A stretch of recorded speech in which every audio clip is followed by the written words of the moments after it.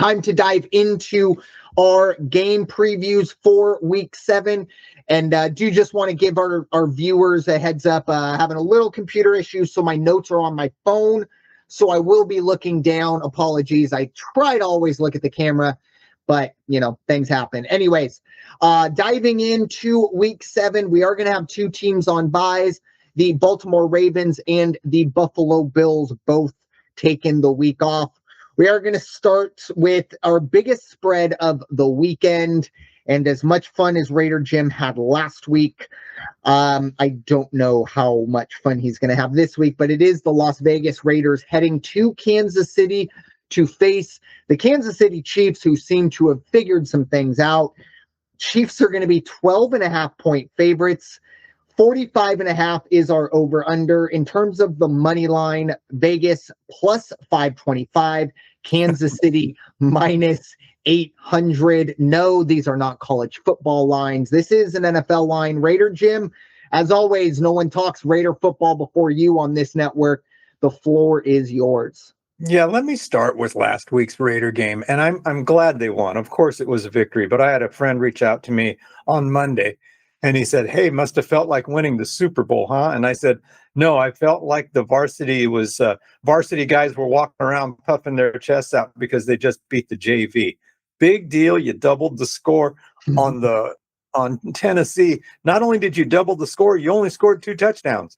That's the best you could do. 68 yards rushing.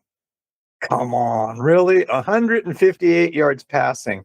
So where you should have gone out and really run it up on them, you can't do it because you're not qualified to do it. You're not capable of doing it. Ashton Jenney did get 75 yards rushing, which is okay, much better than he'd been doing. But still, you take the losses out of that, because after that, it was Geno Smith minus 3 yards, Mostert minus 4 yards. So the net to that is 68 yards.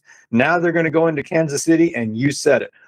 They look like they figured out some things. When they could put the game on the line and play it like they played against Detroit, I don't even want to think what they're going to do to the Raiders. And they're playing at Arrowhead. 6% chance of rain. So that could go either way. I don't really, it might be misty a little bit, but at least it's not torrential downpour. Geno Smith is probably going to have another 2 or 3 interception game. I think they will shut down the run, no problem. Just everything is stacked against the Raiders this coming weekend, and it's going to be Kansas City comes back out. Now they don't look at the game like it's a lesser opponent, but truth is, it is a lesser opponent, and they know what they were able to do against Detroit. Come out, duplicate that performance, kick it up a little bit, go ahead, and if you can double it up on these guys, go ahead. I'm not going to touch the spread. On 12.5 is just too much. Kansas City, Andy might just be a nice guy to Pete Carroll and not get the 12 points. The over-under at 45.5, I don't even think the Raiders can do that. I think that the Chiefs will probably put up 28, but I think the Raiders will put up maybe 13. I don't see them getting in the end zone twice. So give me the Chiefs, give me the under, and that's going to be a hard one to watch. Yeah, this is a tough one. That seemed a little bit of a backhanded compliment. You must have felt like you just won your Super Bowl. Like, just quiet down. It's the Tennessee Titans. I know we're not great right now, but come on now. Look, I will say one thing about the Raiders. I like their defense. I had questions about them. They're the one bright spot. Again, I'm trying to find some positives here. 12.5 points is a lot, especially in a divisional game. I'm going to buy a 0.5 point. I'm going to take the Raiders plus 13. Not really though, but just for the sake of the podcast. Sorry, I can't envision myself on a Sunday hoping that Geno Smith is able to cover a 13-point spread. But for the sake of the podcast, buy that 0.5 point. I do think this is an opportunity where the Chiefs, they're bringing at least Rashee Rice is eligible to play. So you have to imagine he'll be in. And who knows, maybe they start a little slowly getting him integrated, because if you're going to cover a 13-point spread in the NFL, you have to get out to a pretty quick start.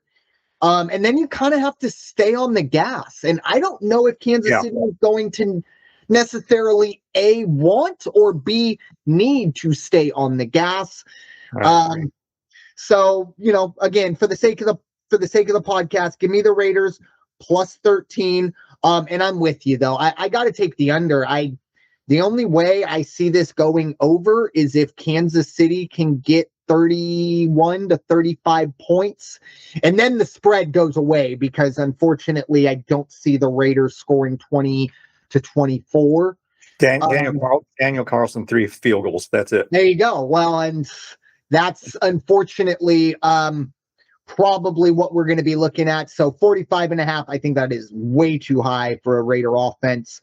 And again, I think the Raiders defense can at least do enough to keep it within 10 to 14 points. One of those games where, the announcers will say, oh, they're one play away from turning this into a game, but everybody watching kind of understands, like, yeah, you're right, but it's pretty much done. So give me the Raiders plus 13 and the under 45.5.